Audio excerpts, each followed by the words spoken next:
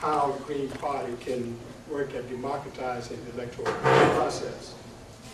Now, what it is that we've all been expressing interest in proportional voting in the electoral process. I'm just going to say to you, I want you to understand, you already have proportional voting for the Electoral College mandated in the Constitution, and you don't know it. You've been hacked, bamboozled, flim-flam, hoodwinked, con, snookered, and snowed. You have it. D.C. Statehood Greens established Electoral College Task Force, December 19, 2003. Washington, D.C. The D.C. Statehood Green Party has established an Electoral College Task Force chaired by Asa Gordon, founder and executive director of the Douglas Institute of Government, DIG, to work for full democracy and fair representation in the Electoral College system. The Congressional Research Service February 21, 2002 report on the Voting Rights Act of 1965 as amended, its history and current issues prepared for members and committees of Congress, highlights DIG's civil action over the 2000 presidential election, over all the lawsuits filed by the NAACP and other civil rights organizations, including the ACLU, and notes that Gordon is challenging voting policies and practices in some states' electoral processes.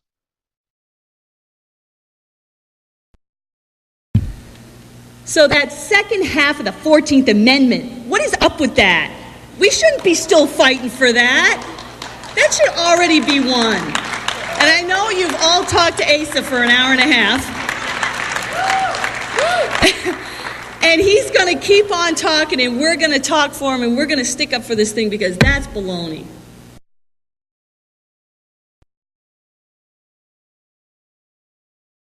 Greens call for enforcement of the 14th Amendment's right to vote provision.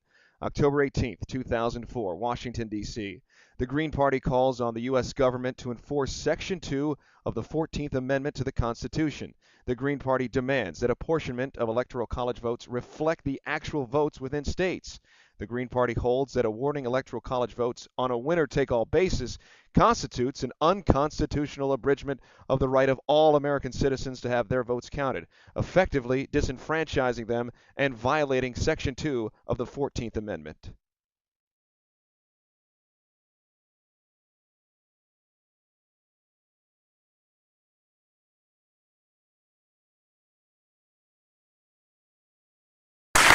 For those lawyers who are present and on the panel, what constitutional foundation have you been able to argue in any court that allow you the basis for overturning any of the election results in the state of Ohio other than what the state statute or the state constitution may or may not allow in the state of Ohio? Is there a federal remedy to the answer and to the problem of the election anomalies in the state of Ohio? Thank you very much. Thank you so much. Hillary Shelton of the... Mr. Chairman, may I just answer that question from Congressman Jackson Jr. because I do All right. I think it's relevant. You know, in this case, in this recount case before the federal courts, we argued that there was, independent of the state law guaranteeing the candidate's right to recount, there was a federal constitutional right of the voters to the recount. And the court rejected that argument, and I think it precisely goes to your point. If there is language directly in the Constitution that guarantees all citizens the right to vote, then that case is far stronger. Thank you.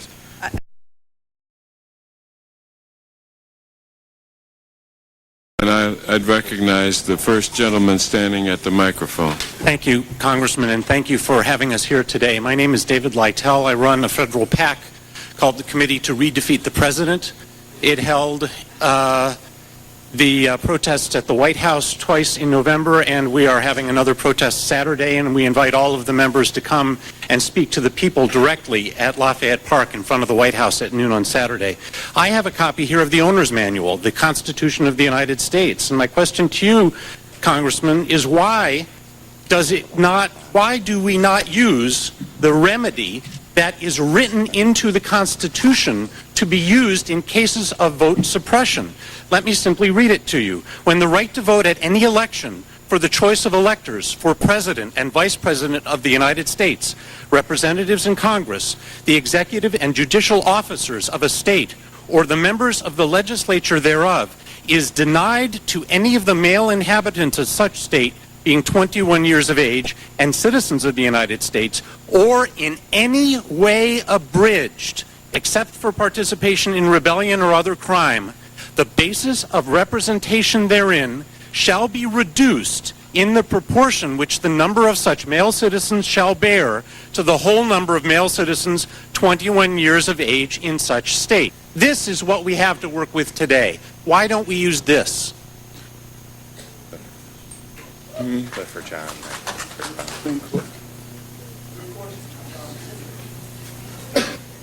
Well, what we are trying to do is not create some instant solutions for you, sir. That's first of all, as you recall, we were talking about, that was written when only white males could vote, and that is the way that it was termed, correct? Actually, it was modified by the subsequent passage of the 18th and 25th Amendment. Yeah, but what I'm saying is that we cannot turn this into a legal judiciary solution because you asked the question. I would like to prepare it for you. I'd like to research it. I do not have an exact comment as to why we haven't used it in the past. Yes, I'm Asa Gordon, Executive Director of the Douglas Institute of Government. I filed a civil action, the first civil action since Reconstruction, to enforce what the first gentleman question put before you that you could not answer.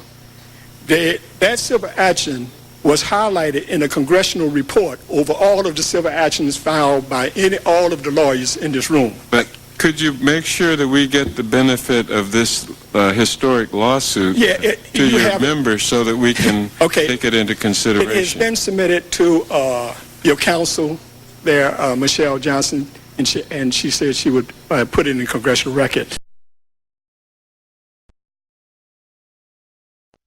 U.S. Constitution mandates penalties for states where votes are obstructed. December 16th, 2004, Washington, D.C. Green Party leaders warned that Ohio and other states where a significant amount of voter obstruction has taken place face penalties mandated by the U.S. Constitution. Under the leadership of presidential candidate David Cobb, Greens have launched vote recount efforts in Ohio and New Mexico in response to the numerous complaints of voting irregularities in the 2004 election. According to the 14th Amendment, Section 2 of the U.S. Constitution, when the right to vote is denied or in any way abridged, the basis of representation therein shall be reduced in the proportion which the number of such male citizens shall bear to the whole number of male citizens in such state.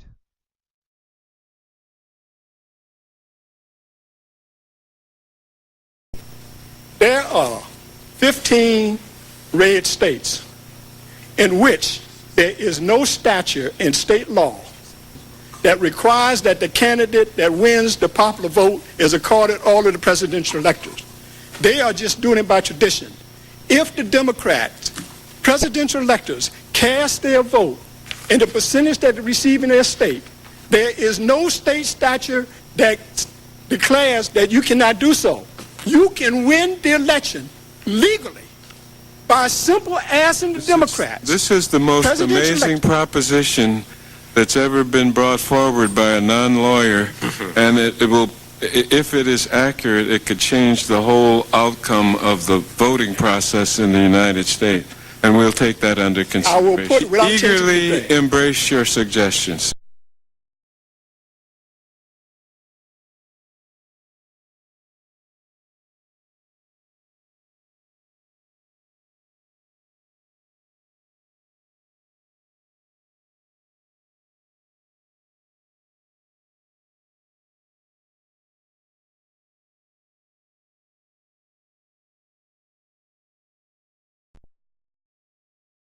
And I don't want no debate on the theories of Asa without an Asa present. Because this is not my opinion. This is not my point of view. This is not my interpretation. I'm talking about right over wrong, truth over lies, fact over fiction, reality over myth. There ain't no other side to this issue.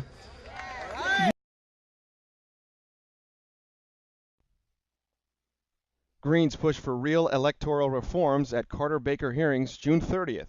June 27, 2005, Washington, D.C. Green Party political director Brent McMillan will submit a brief seeking support for urgent democratic reforms. National legislation to enforce the right to vote as established in the 14th Amendment, Section 2 in the U.S. Constitution.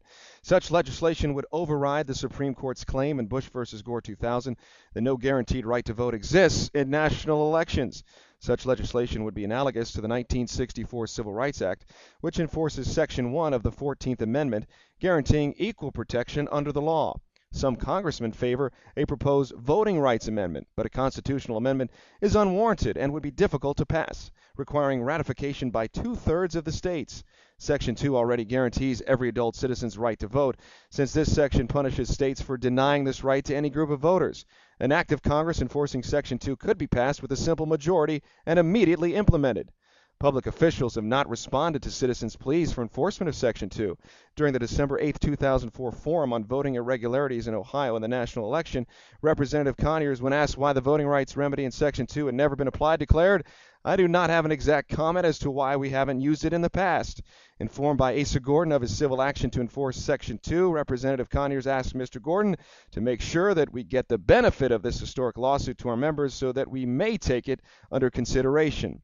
The Supreme Court has affirmed the validity of Amendment 14, Section 2, Richardson v. Ramirez, 1974. In an opinion written by Justice William Rehnquist, the later voting rights amendments merely modify its application to areas of discrimination by race and sex. More information, Douglas Institute of Government, www.electors.us.